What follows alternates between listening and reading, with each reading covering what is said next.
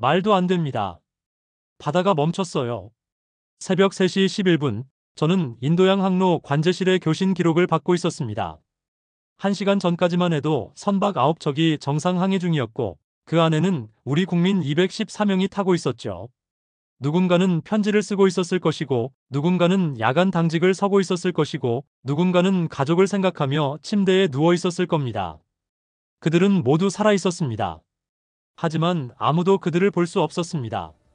괴선단은 선박의 자동 식별 장치 신호를 위조했습니다. 저는 모니터를 통해 이를 확인했습니다. 거짓 신호는 레이더를 속여 없는 배를 만들어냈습니다. 9척의 선박이 사라진 것처럼 보였죠. 통신은 먹통이었고 좌표는 미궁 속에 있었습니다. 화면에 남은 건 검은 바다와 수백 개의 거짓 항적뿐이었습니다. 국제해사기구는 협의체를 열었습니다. 주변국들은 회의를 거듭했습니다.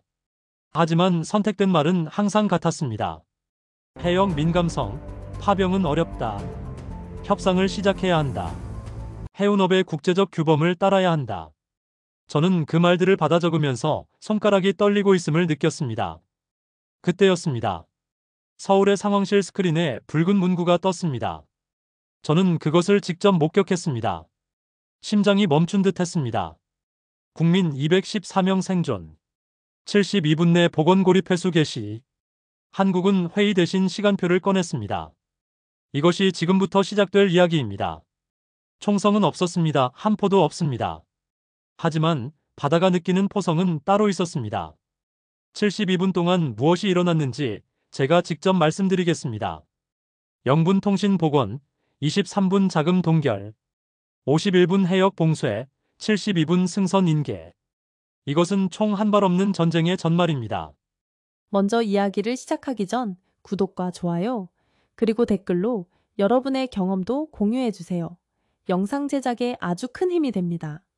구독과 좋아요는 무료인 거 아시죠? 그럼 지금부터 이야기를 시작하겠습니다. 침묵은 우연이 아니었습니다. 저는 그것을 알고 있었죠.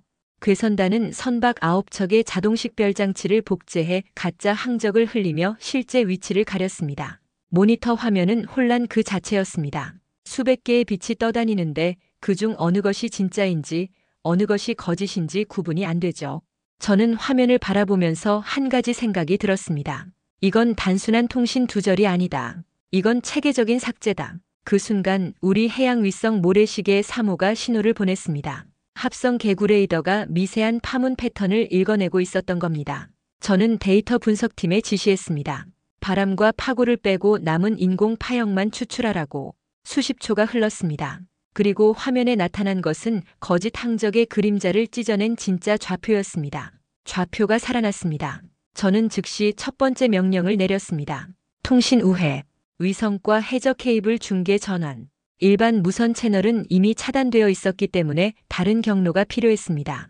기술팀은 초 단위로 움직였습니다. 해저 케이블 접근점을 확보하고 위성 신호를 중계하고 암호화된 채널을 열었습니다. 한동안 죽어있던 교신 채널에 음성이 돌아왔습니다. 살아있다. 두 글자였습니다. 하지만 그 두 글자가 전해주는 것은 무엇일까요? 저는 그 목소리를 들으며 눈을 감았습니다. 저 배 안에 있는 214명이 모두 살아있다는 뜻입니다. 아직 안전하지는 않지만 적어도 호흡하고 있다는 뜻입니다. 상황실은 침묵으로 반응했습니다. 하지만 그것은 포기의 침묵이 아니었습니다. 집중의 침묵이었습니다. 저는 현장 지휘관에게 물었습니다. 현장 판단의 기준이 무엇인지. 답은 명확했습니다. 인질의 호흡. 그 외의 모든 것은 부차라고 했습니다. 제 손가락은 여전히 떨리고 있었습니다. 하지만 이제 그것은 두려움의 떨림이 아니었습니다. 결정의 떨림이었습니다. 모니터 여러 개가 켜졌습니다. 위성 영상, 실시간 AIS 데이터, 통신 교환 기록, 모든 것이 한 화면으로 모아졌습니다. 저는 새로운 시간표를 확인했습니다. 72분. 그 안에 모든 것을 끝내야 했습니다. 첫 번째 관문은 통과했습니다. 통신이 복원되었습니다. 이제 남은 것은 시간과 속도였습니다. 저는 다음 단계를 지시하기 위해 마이크에 손을 올렸습니다. 하지만 그 순간 화면 한쪽에서 4개 도시의 회선이 연결되고 있음을 알렸습니다. 서울, 나이로비, 무스카트, 마닐라. 이제 우리는 혼자가 아니었습니다. 4도시의 회선이 한 스위치로 묶였습니다. 저는 그것을 이름 없는 연합이라고 부르고 싶었습니다. 조약도 없었습니다. 깃발도 없었습니다. 하지만 한 가지 공통점이 있었습니다. 모두가 같은 문제를 안고 있었죠. 인도양을 누비는 해적 조직. 그들은 우리만의 문제가 아니었습니다. 동아프리카 항구도 중동 해운 기업도 동남아 조선소도 같은 위협에 노출되어 있었습니다. 저는 나이로비의 해양 담당자에게 먼저 말을 걸었습니다. 데이터를 공유하자고, 모든 관제 자료를 우리 시스템으로 모으겠다고, 대신 뭔가를 제시해야 했습니다. 약속이 필요했죠. 선단 보험료이나 회복 지원 기금, 국제 해운 안정화 프로젝트 참여, 무스카트와 마닐라도 마찬가지였습니다. 저는 그들에게 같은 제안을 했습니다. 데이터를 공유하면 동맹, 내놓지 않으면 타깃이 될 것이라고는 말하지 않았습니다. 하지만 모두는 그 의미를 이해했습니다. 회선이 하나로 묶이기 시작했습니다. 한국은 각국 관제 자료를 받아 실시간 맵을 열었습니다. 위성 영상과 해상 레이더 그리고 선박 신호가 모두 한 화면에 모였습니다. 저는 화면을 바라보며 생각했습니다. 이것이 바로 권력이구나. 총이나 함선이 아니라 정보를 모으고 나누는 능력이 말이야. 그런데 여기서 중요한 것이 또 있었습니다. 참여국에 제시한 지원이 단순한 약속이 아니라는 점이었죠. 저는 즉시 금융 담당팀에 지시했습니다. 선단 보험료 인하 효과를 계산하고 기금 규모를 확정하고 계약서를 준비하라고. 말이 아니라 숫자로 보여줘야 했습니다. 누군가는 나중에 이것을 경제적 억지라고 부를 겁니다. 하지만 현장에서는 다른 이름으로 불렸습니다. 숨통. 갈등의 바다를 이해의 숫자로 조용히 뒤집는 것. 그것이 바로 이 연합의 힘이었습니다. 화면에는 이제 9척의 배가 명확하게 표시되고 있었습니다. 위성 영상으로 확인된 실제 위치, 해상 레이더로 추적된 움직임, 그리고 각국의 관제 데이터가 겹쳐져 입체적인 그림을 만들고 있었죠. 저는 나이로비의 담당자에게 확인했습니다. 그들도 같은 화면을 보고 있는지. 네, 서울. 우리도 보고 있습니다. 그 말 한마디가 모든 것을 바꿨습니다. 이제 우리는 혼자가 아니었습니다. 4개 도시가 하나의 목표를 바라보고 있었습니다. 시간은 23분을 향해 흐르고 있었습니다. 저는 다음 지시를 준비했습니다. 금융팀으로부터 받은 이름들을 확인했습니다. 19개의 페이퍼 컴퍼니, 41개의 지갑 주소, 모두가 하나의 연결로 이어져 있었습니다. 그것은 돈줄이었습니다. 트리거는 금융이었습니다. 저는 해류 태스크포스의 보고를 받았습니다. 그들은 도난 위성 전화의 요금 청구 기록을 추적했습니다. 연료 결제 흐름을 따라갔습니다. 위장 해운 브로커의 송장을 역추적했습니다. 수많은 거래 기록 속에서 패턴을 찾아냈습니다. 제가 지시한 지 7분 만이었습니다. 19개의 페이퍼 컴퍼니, 41개의 지갑 주소, 모두가 적발되었습니다. 저는 깊게 숨을 쉬었습니다. 이제 시작이었습니다. 진짜 싸움이 이제부터였죠. 저는 마이크를 들었습니다. 음성은 차분했지만 명확했습니다. 두바이로 첫 번째 통보를 보냈습니다. 싱가포르로 두 번째, 취리히로 세 번째. 메시지는 모두 같았습니다. 지금 동결하면 당신들도 피해자입니다. 미루면 공범입니다. 시간이 얼마나 빨리 흘렀는지 모르겠습니다.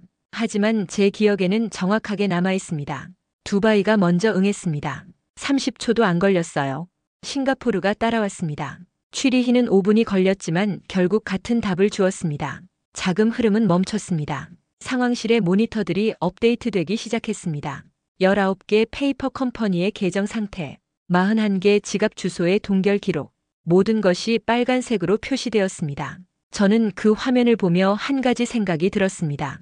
자금 흐름은 바다의 혈관이다. 혈관이 굳자 모든 것이 멈춘다. 그 순간 교신 채널에서 음성이 들렸습니다. 괴선단의 무전입니다. 저는 그 목소리를 듣고 있었습니다. 연료가 막혔다. 다른 목소리가 응했습니다. 현금은 없다. 저는 눈을 감았습니다. 하지만 이건 승리의 순간이 아니었습니다. 이건 시험의 순간이었죠.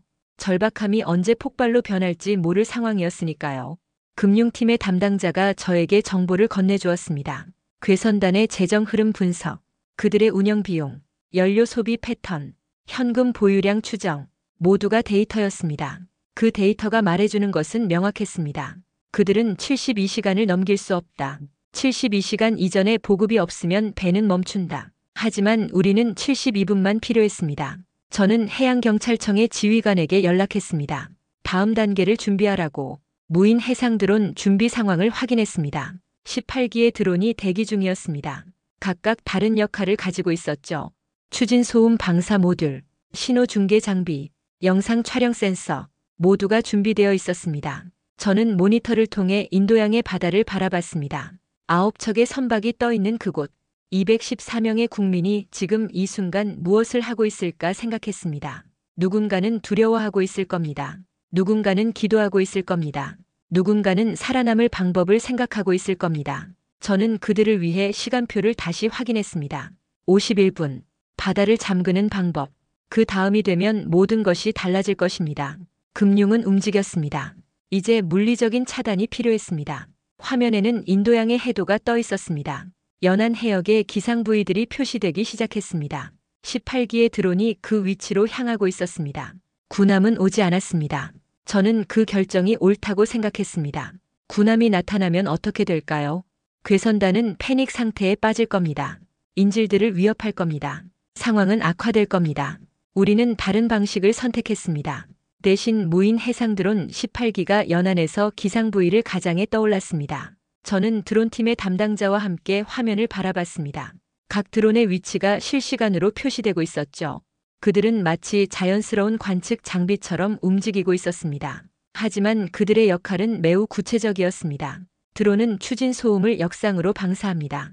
고속단정의 캐비테이션을 흐트러뜨립니다. 캐비테이션이라는 건 프로펠러 뒤에서 발생하는 기포 현상을 말합니다. 그것이 흐트러지면 배는 제 속도를 낼 수 없습니다. 저는 드론팀 담당자에게 물었습니다. 효과가 있을 거냐고. 충분합니다. 고속단정은 최대 50% 속도가 감소합니다. 쫓는 대신 못 달리게 만들었습니다. 이것이 우리의 전략이었습니다. 그 틈에 한국 해경 특임요원 14명이 현지 연안경찰 260명을 원격 지휘했습니다. 저는 지휘소에서 각 팀의 상황을 주시하고 있었습니다. 영상 화면에는 해상 상황이 실시간으로 들어오고 있었죠. 특임요원의 목소리가 귀에 들렸습니다. 3번 선박 우현 사다리 봉쇄, 2층 선실 외부 잠금 금지. 저는 그 지시의 의미를 알고 있었습니다. 3번 선박에서 도주를 시도하는 인물이 있다는 뜻이었습니다. 하지만 우리는 강경하게 대응하지 않았습니다. 대신 탈출 경로를 차단했습니다. 정면 충돌을 피했습니다. 다른 특임 요원의 음성이 들렸습니다. 인질 호흡 리듬 이상 없습니다. 기다립니다. 저는 그 말을 들으며 손에 쥐고 있던 펜을 내려놨습니다. 현장에서 가장 중요한 판단 기준은 인질의 호흡이었습니다. 모니터링 장비가 14명의 선원들의 심박수, 호흡, 움직임을 추적하고 있었습니다. 그 데이터들이 화면에 떠 있었죠. 모두 정상이었습니다. 저는 시간을 확인했습니다. 37분이 지났습니다. 51분이 되기까지 14분이 남았습니다. 그 시간 동안 일어날 일들을 생각해 봤습니다. 바다를 완전히 잠가야 했습니다. 현지 연안경찰 260명은 해상에 배치되어 있었습니다. 그들은 우리의 지시를 받고 움직였습니다. 각 선박 주변 반경 5km 내에 경계선을 형성했습니다.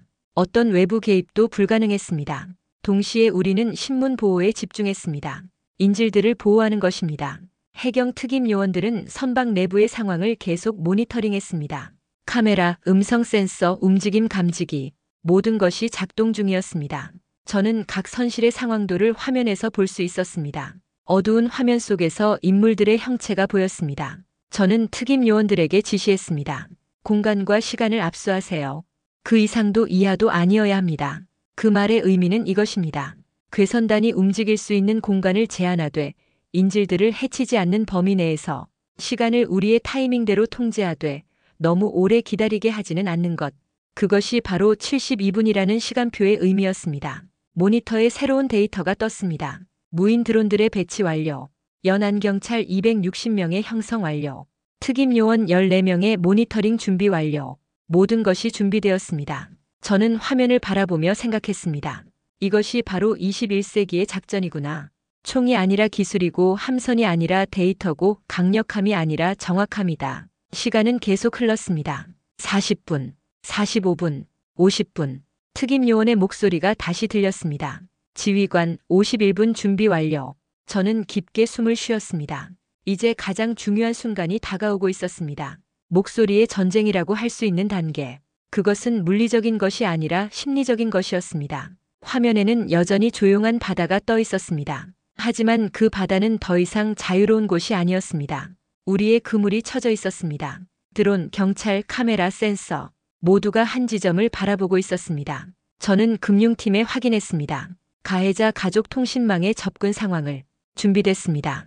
그 말을 듣고 저는 마지막 지시를 내렸습니다. 51분 시작하겠습니다. 총보다 빠른 건 목소리였습니다. 저는 이 말이 무엇을 의미하는지 깊이 생각해 봤습니다. 총은 한순간입니다. 하지만 목소리는 심장에 도달합니다. 그것은 두려움을 만들고 희망을 만들고 선택을 만듭니다. 우리는 가해자 가족 통신망을 합법적으로 확보했습니다. 그것은 불법 도청이 아니라 국제해상법상 적법한 조치였습니다. 생명 구호 상황에서의 긴급 통신 수단이었죠. 저는 미디어팀의 담당자에게 물었습니다. 메시지가 준비되었는지. 네, 지휘관. 7개 언어로 준비되었습니다. 좋습니다. 저는 그에게 지시했습니다. 송출하라고. 조정된 방송이 송출되기 시작했습니다. 아라비아어, 소말리어, 스와힐리어, 영어, 중국어, 스페인어, 포르투갈어. 모두가 같은 메시지를 받았습니다. 지금 배에 남아있으면 당신 가족의 계정이 위험하다. 인질에게 손을 대지 않으면 안전을 보장한다. 저는 그 메시지를 다시 읽으며 생각했습니다. 이것은 협박이 아니라는 것을, 이것은 출구의 제시라는 것을, 우리가 원하는 것은 그들의 죽음이 아니라 인질의 생명이었습니다. 상황실의 모니터에 변화가 나타나기 시작했습니다. 선실박 발소리가 줄었습니다. 특임 요원의 센서가 감지했습니다. 괴선단의 이동이 둔화되었다고, 선실 내에서 움직임이 감소했다고, 그들이 뭔가를 깨닫기 시작했습니다. 저는 현장 지휘관에게 물었습니다. 선원들의 반응이 어떠한지. 일부가 불안해하기 시작했습니다. 하지만 패닉은 없습니다. 좋습니다. 패닉이 없으면 대화가 가능합니다. 대화가 가능하면 이야기가 바뀝니다. 난간에 걸려있던 밧줄 사다리가 하나둘 바다로 떨어지기 시작했습니다. 저는 그것을 화면에서 봤습니다. 그것은 항복의 신호였습니다. 아니, 더 정확히는 항복이 아니라 이탈의 신호였습니다. 그들은 배를 떠나 자신들의 삶을 계속하고 싶었던 겁니다. 저는 해경 특임 요원에게 지시했습니다. 그들을 막지 마세요. 그들이 바다로 들어가도록 두세요. 안전 요원을 대기시키되 무장은 하지 마세요. 현장에서는 이해가 되지 않았을 겁니다. 하지만 우리가 원하는 것은 구조였습니다. 그들을 죽이는 것이 아니라 살리는 것이었습니다. 심지어 그들도. 그 시각 선원 휴대기기에 두 번째 메시지가 떴습니다. 숨을 아끼고 물을 나눠 마셔라. 21분 뒤 열린다. 저는 그 메시지가 전송되는 것을 확인했습니다. 선박 내부에 있는 모든 선원들이 받았습니다. 214명 모두가. 그들은 이제 알았습니다. 구조가 오고 있다는 것을. 단 21분이면 된다는 것을. 그들은 살아남을 거라는 것을. 특임 요원의 목소리가 들렸습니다.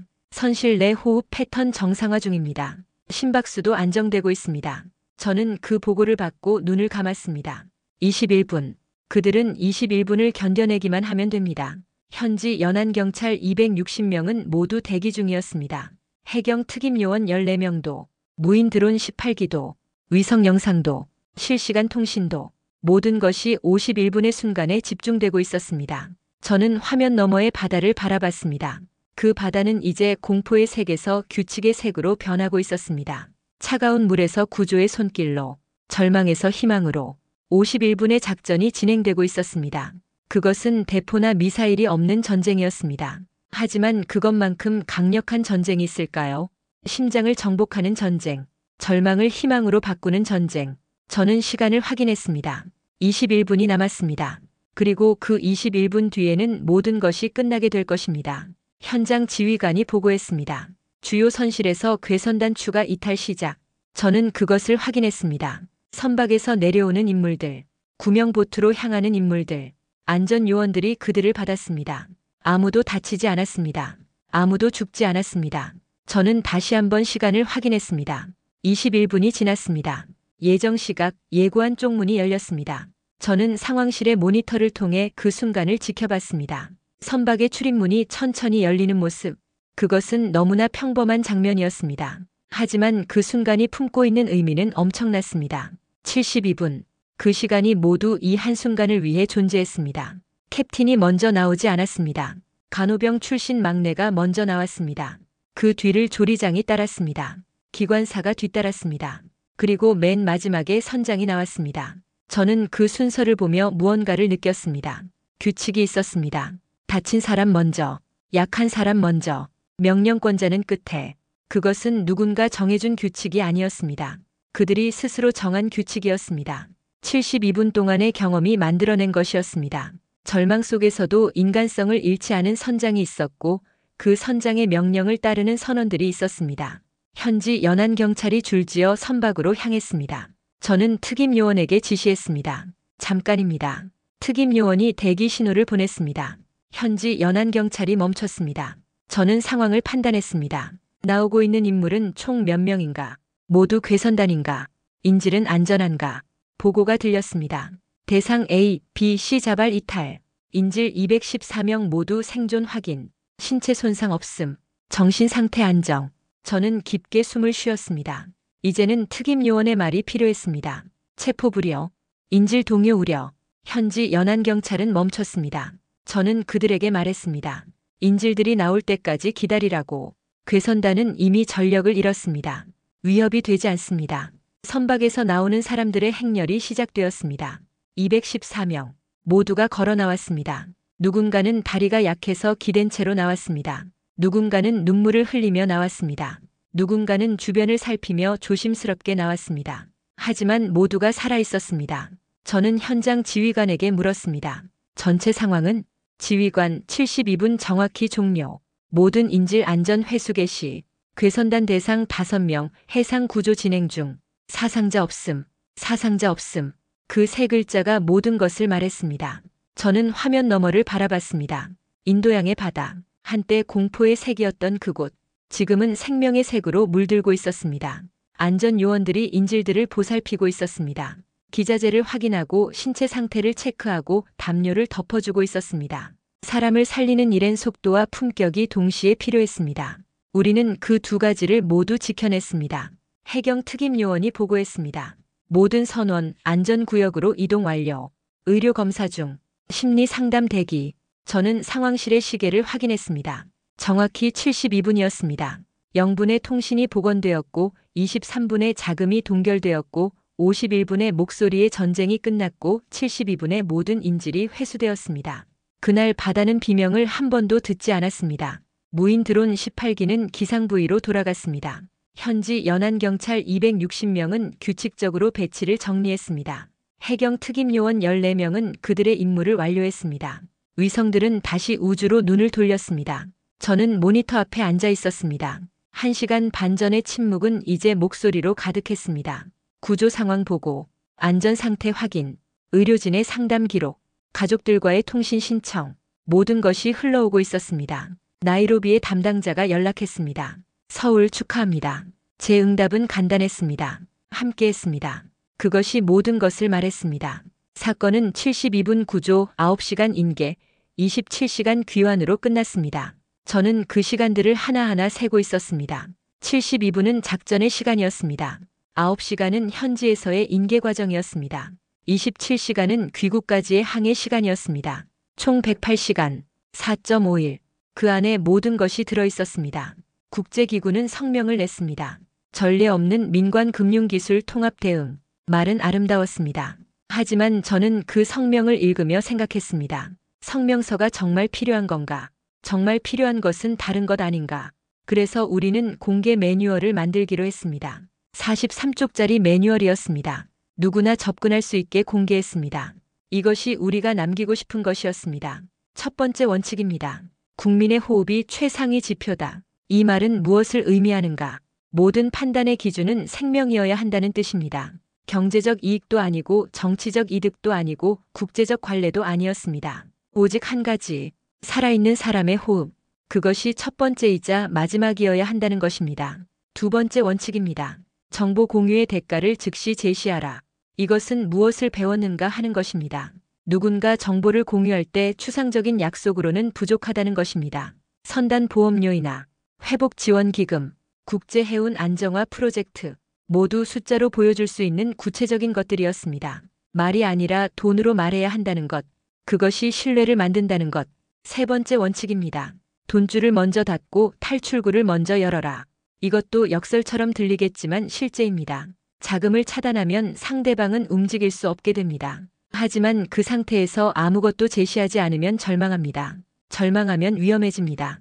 그래서 동시에 탈출구를 열어줘야 합니다. 이 길을 가면 안전하다는 것을 보여줘야 합니다. 그것이 바로 우리가 했던 일입니다. 저는 매뉴얼의 각 장을 다시 읽었습니다. 전술 매뉴얼, 금융 추적 프로토콜, 통신 복구 절차, 드론 운영 지침, 심리 작전 원칙, 법적 근거, 국제 협력 체계, 모든 것이 담겨 있었습니다. 그런데 가장 중요한 페이지는 맨 마지막이었습니다. 실패할 때를 대비하라. 저는 그 페이지를 읽으며 깊이 생각했습니다. 이 작전이 성공한 것은 운이 아니었습니다. 준비였습니다. 그리고 만약 어딘가에서 실패했다면 어떻게 할 것인가에 대한 계획도 있었습니다. 그것이 바로 전문가의 차이라는 것을 깨달았습니다. 성공의 시나리오만 준비하는 게 아니라 실패의 시나리오까지 준비하는 것. 회의실을 채우던 말들이 현장을 채우는 문장들로 바뀌었습니다. 저는 기자 회견을 준비하고 있었습니다. 하지만 저는 무엇을 말해야 할지 알고 있었습니다. 우리가 대단했다는 것이 아니라 우리가 무엇을 배웠는지를 말해야 한다는 것입니다. 국제기구에서 연락이 왔습니다. 우리의 매뉴얼을 그들의 표준으로 채택하고 싶다고 했습니다. 나이로비에서도 문의가 들어왔습니다. 무스카트에서도, 마닐라에서도 모두가 이 매뉴얼을 배우고 싶었습니다. 저는 그것을 보며 생각했습니다. 이것이 바로 진정한 성공이구나. 한 번의 작전이 아니라 다음번 작전을 가능하게 하는 지식을 남기는 것. 그것이 바로 우리가 할 수 있는 일이었습니다. 상황실의 대형 스크린에는 이제 다른 이미지들이 떠 있었습니다. 214명의 선원들이 가족과 만나는 모습, 항구에서 인사를 나누는 장면, 병원에서 의료 검사를 받는 모습. 누군가는 눈물을 흘렸습니다. 누군가는 웃음을 터뜨렸습니다. 누군가는 하늘을 향해 감사의 인사를 했습니다. 그들이 살아있다. 그것이 모든 것이었습니다. 저는 매뉴얼을 손에 들었습니다. 43쪽. 그 안에는 72분의 모든 것이 담겨 있었습니다. 하지만 정작 가장 중요한 것은 그 숫자가 아니라 그 의미였습니다. 총 한 발 없이도 214명의 생명을 구할 수 있다는 것. 그것을 증명한 것. 기자 회견의 시간이 가까워졌습니다. 저는 깊게 숨을 쉬었습니다. 이제 말할 차례였습니다. 기자 회견장은 가득 찼습니다. 저는 단상에 섰습니다. 카메라들이 저를 향했습니다. 마이크가 준비되었습니다. 하지만 저는 준비된 원고를 읽지 않았습니다. 대신 이렇게 말했습니다. 질문 있으신가요? 한 기자가 손을 들었습니다. 72분 작전에서 가장 중요했던 순간은 무엇입니까? 저는 그 질문을 받고 생각했습니다. 좌표를 찾은 0분인가? 자금을 동결한 23분인가? 목소리로 심장을 사로잡은 51분인가? 아니면 모두가 나온 72분인가? 모두입니다. 하지만 굳이 꼽자면 0분과 72분 사이의 모든 순간입니다. 다른 기자가 손을 들었습니다. 왜 총을 쓰지 않았습니까? 저는 그 질문을 받고 미소를 지었습니다. 그것이 가장 자주 받는 질문이었습니다. 모두가 궁금했습니다. 왜 군사력을 쓰지 않았는가? 총보다 빠른 도구를 갖고 있어서입니다. 기자가 따라 물었습니다. 그것이 무엇입니까? 저는 대답했습니다. 정보입니다. 데이터입니다. 그리고 무엇보다 인간입니다. 그 대답이 기자회견의 전부였습니다. 저는 단상을 내려왔습니다. 카메라들이 따라왔습니다. 하지만 저는 더 이상 말을 하지 않았습니다. 모든 것은 이미 말해졌습니다. 43쪽의 매뉴얼에 그날 밤 저는 혼자 상황실에 남아 있었습니다. 화면에는 조용한 바다가 떠 있었습니다. 어젯밤 그 바다는 공포의 색이었습니다. 까만 물 위에서 무언가를 두려워하는 사람들의 심장 소리가 들리는 듯 했습니다. 오늘 그 바다는 규칙의 색입니다. 파란 하늘 아래에서 조용히 흐르는 인도양. 한국은 분노하지 않았습니다. 움직였습니다. 저는 그 말을 다시 생각해 봤습니다. 분노라는 감정은 에너지를 소모합니다. 하지만 움직임은 에너지를 만듭니다. 우리가 한 것은 분노의 표현이 아니라 행동이었습니다. 체계적인 행동, 계획된 행동, 72분의 행동, 그리고 세상은 그 움직임을 멈출 수 없었습니다. 왜인가? 왜 그 움직임을 멈출 수 없었는가? 그것은 단순했습니다. 그 움직임이 정당했기 때문입니다. 214명의 생명이 걸려 있었기 때문입니다. 국제해양법이 허용했기 때문입니다. 그리고 무엇보다 그 움직임이 성공했기 때문입니다. 저는 화면을 바라보다가 문득 한 가지를 깨달았습니다. 이 작전의 주인공은 저가 아니라는 것입니다. 통신팀의 기술자들이었습니다. 금융팀의 분석가들이었습니다. 해경 특임 요원들이었습니다. 현지 연안경찰이었습니다. 드론 조종사들이었습니다. 의료진들이었습니다. 그리고 무엇보다 214명의 선원들이었습니다. 그들이 침착함을 유지했기 때문에 가능했습니다. 모니터 하나가 켜졌습니다. 뉴스 채널입니다. 앵커가 말하고 있었습니다. 한국의 72분 해상작전이 국제 사례로 기록되었습니다. 유엔 해상안전위원회는 이를 21세 기형 인질 구출의 모범 사례로 발표했습니다. 저는 그 뉴스를 듣고 한숨을 쉬었습니다. 모범 사례가 되는 것도 좋지만 다시는 이런 일이 일어나지 않기를 바랬습니다. 하지만 세상은 그렇게 순하지 않았습니다. 저는 다시 정면을 바라봤습니다. 모니터에 떠 있는 조용한 바다. 그 바다는 지금 몇 척의 배를 안고 있을까? 몇 명의 선원들을 태우고 있을까? 그들은 모두 안전한가? 그런 생각들이 떠올랐습니다. 하지만 동시에 저는 알고 있었습니다. 우리는 준비되어 있다는 것을, 다음번이 오면 우리는 또다시 움직일 것이라는 것. 그것이 바로 이 매뉴얼을 남긴 이유였습니다. 72분. 그것은 길지 않은 시간입니다. 하지만 그 안에 모든 것이 들어 있었습니다. 절망과 희망, 두려움과 용기, 그리고 무엇보다 214명의 생명. 이 이야기가 전하고자 하는 것은 단순합니다. 총보다 빠른 도구가 있다는 것, 그것이 정보라는 것, 그리고 정보를 움직이는 것은 결국 사람이라는 것입니다. 해상 항로는 오늘도 계속 흐릅니다. 배들은 오늘도 계속 항해합니다. 하지만 이제 그 바다는 혼자가 아닙니다. 위성이 지켜봅니다. 드론이 순찰합니다. 그리고 어디선가 누군가는 항상 준비하고 있습니다. 오늘의 사연은 여기까지입니다. 이 이야기는 시청자 여러분이 보내주신 사연을 기반으로 각색하고 재구성해서 제작되어 오늘도 잊지 않고 함께 해주셔서 진심으로 감사합니다. 마치기 전에 구독과 좋아요 다시 한번 부탁드립니다. 그리고 시간이 되시면 댓글로 여러분 생각도 들려주세요. 지금까지 나레이터 송혜나였습니다. 오늘도 행복한 하루 되세요.